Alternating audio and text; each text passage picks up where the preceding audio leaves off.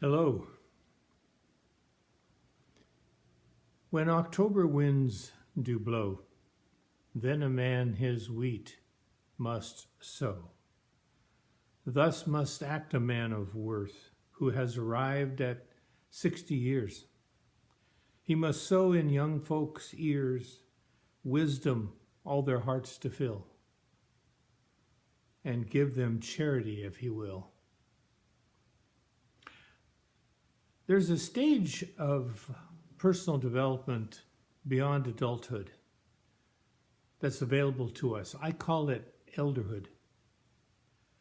Before the industrial era, older people who were still on the land were accessible to the family and the community,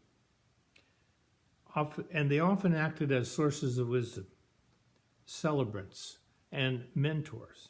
They resided at the center of the village until they died, ready to support the young. These elders taught about the mystery of our oneness with the universe. They fostered an oral tradition, and they offered what their long life experience taught them. Eldering, E-L-D-E-R-I-N-G, is the active form of elderhood. And when I'm eldering, I share wisdom, I offer blessings, I listen, I mentor, and I tell my life story.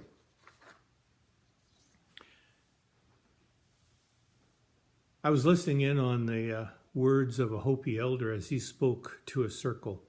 And he said, you have been telling the people that this is the 11th hour. Now you must go back and tell them that this is the hour. There are things to be considered, like where are you living? What are you doing? What are your relationships? Are you in right relation? Where is the water supply? Know your garden. It is the time to speak your truth, to create your community. Be good to each other and don't look outside yourself for the leader. He clasped his hands together and he smiled and he said, this could be a good time. At this time in history, he thought, we are to take nothing personally. For the moment that we do that, our spiritual growth and journey comes to a halt. The time of the lone wolf is over.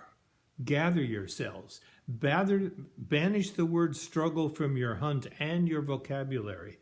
All that we do now must be done in a sacred manner and in celebration. We are the ones we've been waiting for. I want to clarify too, I'm not here talking about elderly. There are old people who long for death, who run in fear of it.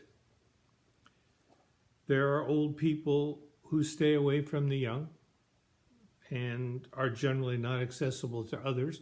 There are old people who will not share their life story.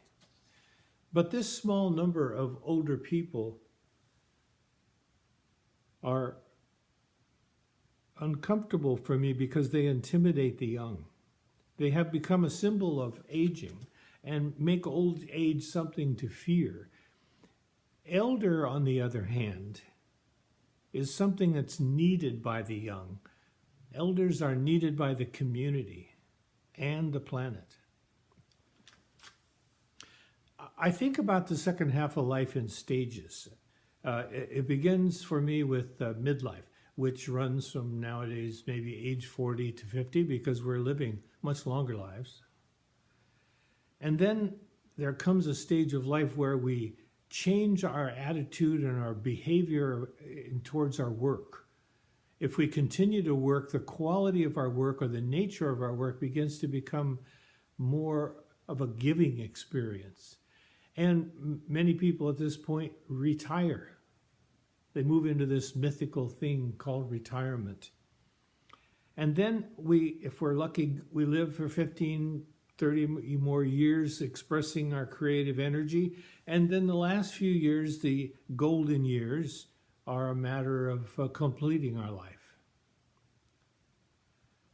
But when you decide to be an elder, to walk in the world more like an elder, then I think you actually add a stage of life, second half of life.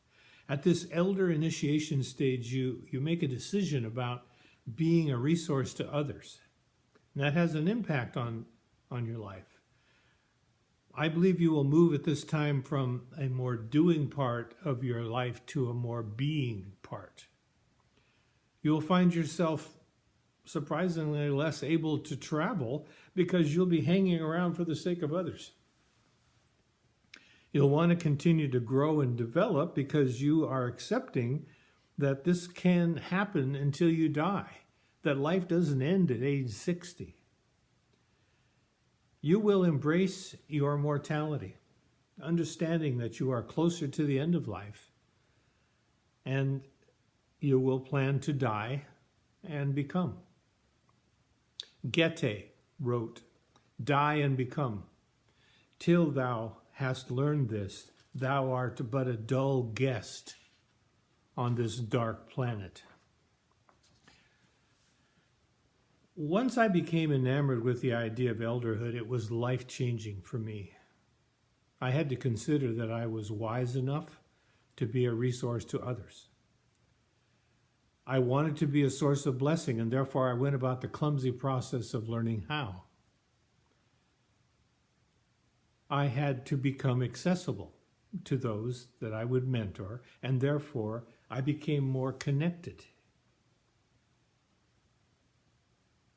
I will be back with other sessions to discuss with you elderhood.